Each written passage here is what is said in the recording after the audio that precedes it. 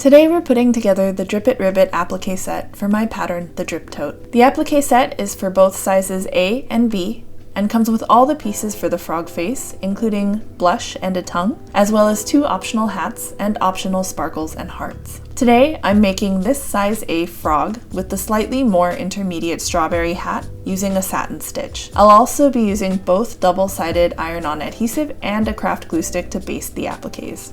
Print, assemble, and cut out the paper pattern according to the Drip Tote instructions or video tutorial.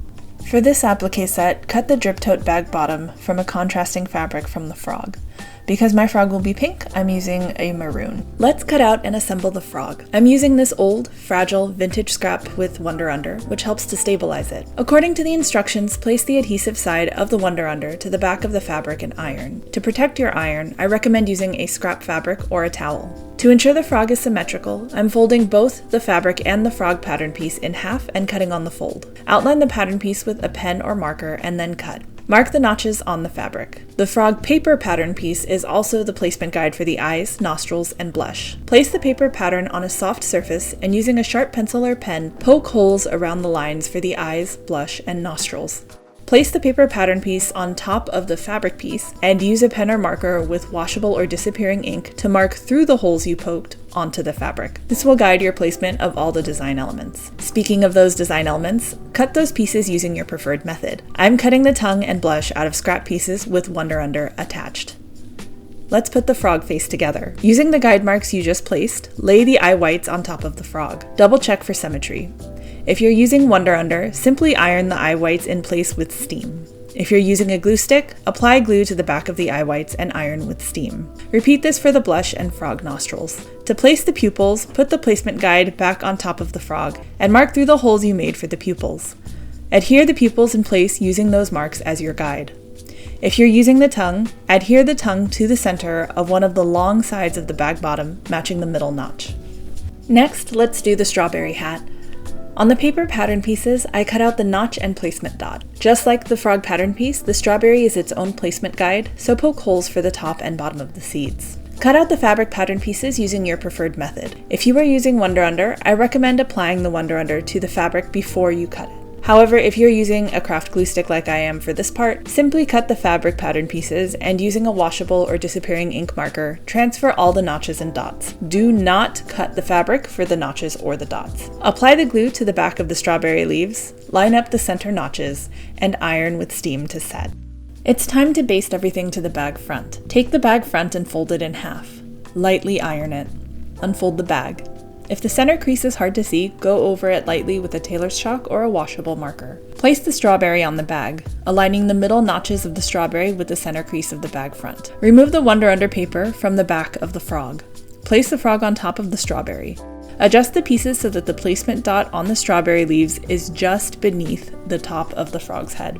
Using your iron on the steam setting, iron the frog down to adhere it to the bag. Fold the strawberry back and smear glue on the bag or the back of the strawberry. If your glue becomes visible, that's okay. You can remove this by dabbing with a wet cloth or washing the bag later. Iron that with steam as well. Now it's time to sew around all the edges of the frog. I will be using a satin stitch for this tutorial, but check out the Drip Tote tutorial for instructions on how to use the easier blanket stitch. We are going to outline the appliques from the largest to smaller pieces using a satin stitch, using a thicker stitch around the larger pieces and a thinner stitch around the smaller pieces. Before you begin, test out the satin stitch on scrap fabric to ensure everything looks the way you want it and the thread tension is okay. If you notice puckering, then lower the thread tension. Start with the largest pieces first and work your way down to the smaller pieces. I align the edge of the applique to the center mark of my presser foot. When you notice the edge of the applique is going to be out of alignment with the center of the foot, pause with the needle down on the outside of the curve and lift the presser foot to swivel and move the fabric so the edge of the applique is back in alignment with the center marking of the presser foot. You will need to do this several times, especially when it comes to the smaller pieces. Keep the fabric as flat as possible by rotating the entire piece. Go slow. Again, I align the outside edge of the applique to the center marking of the presser foot.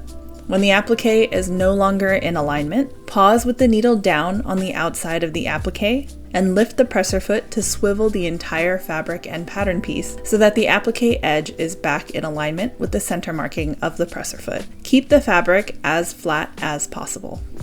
Repeat this process around the strawberry and then around the eye whites, pupils, and tongue. Then switch to the thinner 2 or 3 mm stitch width for the blush, strawberry leaves, nostrils, and strawberry seeds. Today, rather than using an applique, I'm using machine embroidery for my strawberry seeds, following the markings I placed earlier. If you're using fabric, you can satin stitch around the seeds, just like the frog's nostrils and blush, with the 2 mm or 3 mm satin stitch. Alternatively, you can use a fabric marker to draw them, or hand sew beads or sequins for extra sparkle. You can even omit them altogether. Once that's done, you can resume the regular instructions for the Drip Tote on page 11, step 9. However, please remember that when you sew the bag bottom, that you sew the tongue facing the frog. And that's it. I hope you found this tutorial helpful. If you have any questions, leave a comment. Tag your creations with hashtag Drip Tote and Drippit Ribbit.